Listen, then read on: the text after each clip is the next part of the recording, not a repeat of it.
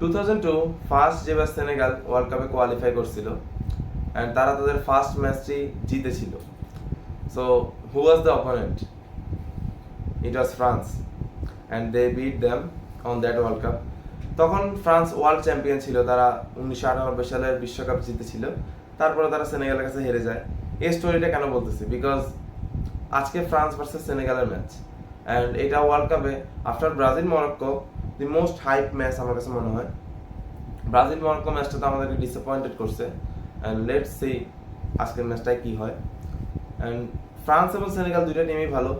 একটা অবশ্যই আফকন চ্যাম্পিয়ন, যদিও তাদের থেকে পরে হিপোক্রেসির মাধ্যমে কাপটি কেড়ে নেওয়া হয়েছে অনেকটা বলতে গেলে। অ্যান্ড ফ্রান্স ওয়ার্ল্ডের one of the most favourite team two win this world cup. So ফ্রান্সের টিমটাও কাগজে কলমে সবচেয়ে স্ট্রং টিম এই ওয়ার্ল্ড কাপের। সো আজকের ম্যাচটা নিয়ে যদি বলতে চাই, আজকের ম্যাচটা আমার কাছে 55-45, ফ্রান্সের দিকে 55% আর সেনেগালের দিকে 45%। কেন? Because of the condition. তো ইউএসএ, মেক্সিকো, কানাডাতে যে কন্ডিশনে খেলাটা হচ্ছে, ইউরোপের টিমগুলোকে কোপ আপ করতে একটু টাইম লাগবে আমার কাছে যেটা মনে হয়। ফার্স্ট ম্যাচ দিয়ে কাউকে জাজ করা যায় না, উই অল নো। তো latter part of the tournament ইউরোপের টিমগুলো ভালো খেলবে তাদের স্কোয়াড ডেপথ এন্ড তাদের ট্যালেন্টের কারণে। বাট এখন আফ্রিকার টিমগুলো ভালো খেলতে পারে, এছাড়াও এশিয়া, সাউথ আমেরিকান টিমগুলো ভালো করতেছে। তো আজকের ম্যাচে সেনেগালের রিয়েলিস্টিক কিছু চান্সেস আমি দেখতে পাচ্ছি। So let's talk about this game, France versus Senegal. So first of all সেনেগালের কথা যদি বলি, সেনেগালের একটা ভালো দিক হচ্ছে তাদের অ্যাটাকিং থ্রেড ডিসেন্ট, খুবই ভালো বলতে গেলে। তারা তাদের সাদিও মানে আছে, এছাড়াও নিকোলাস জ্যাকসন আছে, and Habib Diara who is also a good player. তাদের অ্যাটাকিং থ্রেড ভালো, কিন্তু ডিফেন্সিভলি তারা অনেক বেশি ভালনারেবল। তারা লাস্ট ম্যাচে ইউএস এর সাথে 3টা গোল খাইছে, এছাড়াও তারা গাম্বিয়ার কাছে তারা গোল খাইছে।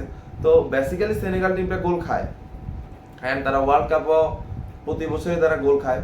ওটা লাস্ট মেবি আমি ভুল না করলে লাস্ট 11 ম্যাচে তাদের কোনো ক্লিন শিট নাই ইন দ্য ওয়ার্ল্ড কাপ।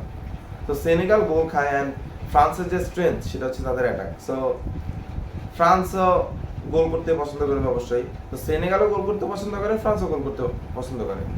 তো আই থিঙ্ক এই ম্যাচে অনেকগুলো গোল হবে। অ্যান্ড ফ্রান্সের কথা যদি বলি, ফ্রান্স একটা ব্যালেন্স টিম। ফর মি কিছু ভালনারেবিলিটিস আছে, সেগুলো নিয়ে সামনে কথা বলবো অবশ্যই।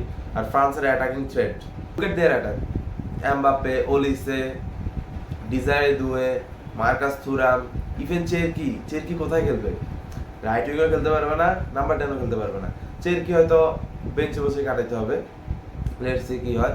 তো তাদের অনেক বেশি অ্যাটাকিং অপশন ফ্রান্সের। তো সেনেগালের অ্যাটাকও ভালো। তো অ্যাটাক ভার্সেস অ্যাটাকই খেলা হবে। ফ্রান্সেরও কিছু ডিফেন্সিভ ভালনারেবিলিটিস আছে, সো এগুলো নিয়ে সামনে কথা বলবো। অ্যান্ড আজকের ম্যাচটাতে নিয়ে যদি বলতে চাই, আমার কাছে মনে হয় সেনেগাল অনেক বেশি ট্রানজিশনে ফ্রান্সকে খুলতে চাইবে।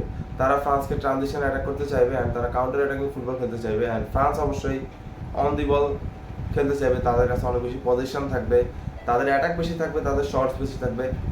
তো সেনেগাল যে চান্সগুলো পাবে, তারা সেটা যদি ক্লিনিক্যাল নেচারে দেখাইতে পারে, তাহলে আমার কাছে মনে হয় তারা খুব ভালো খেলবে। সো বেসিক্যালি আমার কাছে মনে হয় আজকের টিম সেটআপটা এভাবে হবে দুই টিমের, ফ্রান্স ভার্সেস সেনেগাল। সো ফ্রান্সের গোলকিপার মেইগনান, ডিফেন্সে Konate and Upamecano, right back Kounde, left back Theo Hernandez, মিডফিল্ডে Tchouameni, Rabiot, number 10 Dembele, right wing Olise, left wing Doue and in front Kylian Mbappe. So ফ্রান্সের সবকিছু স্ট্রাকড balance. তো কয়েকটা confusion জায়গা, সেটা হচ্ছে ডিফেন্সিভ পেয়ারিং উপামেকানোর সাথে কে থাকবে, is it Konate or Saliba? We all know Saliba is not 100% fit, so Saliba হয়তো নাও স্টার্ট করতে পারে।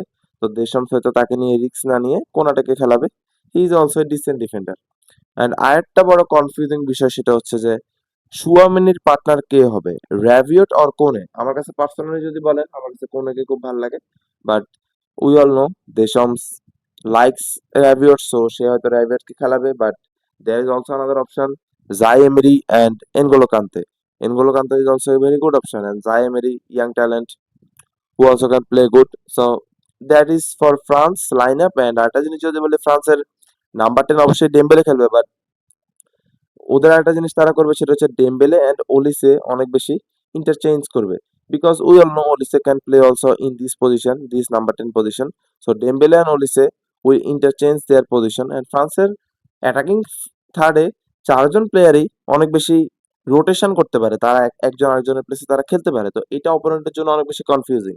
এছাড়াও ফ্রান্সের আমার কাছে মনে হয় সেটআপটা এরকম হবে, কুন্ডে উপরে অবশ্যই ওভারল্যাপিং রান দিবে, অ্যান্ড থিও হার্নান্দেজ অবশ্যই উপরে উঠে খেলার ট্রাই করবে। তো সুয়ামেনি দুই ডিফেন্ডারের মাঝে এখানে একটা ব্যাক থ্রি মেক করবে, যেটা আমার কাছে মনে হয়। অ্যান্ড র্যাবিও এই মিডফিল্ডের জায়গাটা অকুপাই করার ট্রাই করবে, অ্যান্ড ডেম্বেলে এই এমবাপের পিছনে চ্যানেল রানগুলো মেক করার ট্রাই করবে।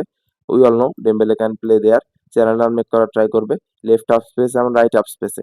এছাড়াও ডেম্বেলে ডিপ ডাউন করে মিডফিল্ডে এসে বল রিসিভ করে প্লে বিল্ড করতে পারে। Dembele can do everything, and র্যাবিওটা এখান থেকে চ্যানেল রান মেক করতে পারে। Rabiot is famous for this, and Olise and Desire Doue wide wide স্পেসটাকে occupy করবে, and Mbappe he will play from this left half স্পেসে সে খেলবে। So this is all about France tactical view. France এভাবে I think টিমটাকে bond করার try করবে, and কুন্ডের জায়গায় যদি মালো গুস্তাও খেলে আমি অবাক হব না, বাট আমার কাছে মনে হয় কুন্ডেই খেলবে। অ্যান্ড সেনেগালের কথা যদি বলি তাহলে বলতে হয় সেনেগালের টিমটা মোটামুটি balance. There are some good left back. Diouf is a decent left back, and Habib Diarra, who is a very good player, play for Sunderland, and Gui ভিআরএল এর জন্য খেলে, ভালো প্লেয়ার, অ্যান্ড নাদাইয়ে মেবি এভারটনের player, right উইঙ্গের, good player. And এই আজকের ম্যাচে সবচেয়ে ইম্পর্টেন্ট প্লেয়ার হবে Nicolas Jackson for me, because Jackson যদি মানে হাফিজ দিয়ারা অ্যান্ড নাদাইয়ের সাথে ভালো কম্বিনেশন করতে পারে, আমার কাছে মনে হয় Senegal will have an realistic chance to win this game or made a draw. জ্যাকসনের গোল করা ইজ ইম্পর্টেন্ট, কারণ দুই দলই গোল করবে। This will be a match of goals, goals হবেই, গোলস না করার কোনো কারণ নাই। 0-0 ড্র তো আমি কখনো একসেপ্টও করতেছি না এই দুই টিম থেকে। আর সাদিও মানের খেলাটা খুব ইম্পর্টেন্ট, সাদিও মানে ভালো খেললে সেনেগাল ভালো খেলবে। So that is all about Senegal. Senegal অবশ্যই আমার কাছে মনে হয় তারা একটু ডিপ ডাউন করে ডিফেন্স করার ট্রাই করবে, লাইক দিস তারা ডিফেন্সিভ অ্যাপ্রোচেই যাবে, অ্যান্ড যখন ফ্রান্স তাদেরকে সুযোগ দিবে তখন তারা অ্যাটাকিং ট্রানজিশনে তাদেরকে খোলার ট্রাই করবে, অনেকটা তারা কাউন্টার অ্যাটাকিং ফুটবল খেলার ট্রাই করবে। অ্যান্ড ফ্রান্স অবশ্যই বল ধরে রেখে খেলবে, অ্যান্ড ফ্রান্সের যে ডিফেন্সিভ ল্যাপসটা আছে এটা সেনেগাল যদি কাজে লাগাতে পারে, অ্যান্ড তারা যদি ক্লিনিক্যাল যদি তারা দেখাইতে পারে, তাহলে তারা খুব ভালো খেলবে, তারা এই ম্যাচ থেকে একটা রেজাল্ট নিয়ে হয়তো বের হইতে পারে। সো এটাই আমার কাছে মনে হয় দুইটা টিম এভাবে ফাংশন করবে, অ্যান্ড সেনেগাল যদি ভালো খেলে তারা হয়তো ফ্রান্সকে বিটও করতে পারে। লেটস সি কি হয়। সো এই ম্যাচটা নিয়ে যদি প্রেডিকশন বলি তাহলে আমার কাছে মনে হয় ফ্রান্স 3 সেনেগাল 2। ফ্রান্স ম্যাচটা জিততে যাচ্ছে, যদিও সেনেগালকে আমি একদম ফেলে দিচ্ছি না, তারাও খুব ভালো ভালো খেলবে আমার কাছে মনে হয়। তো লেটস সি কি হয়, excited to C this match.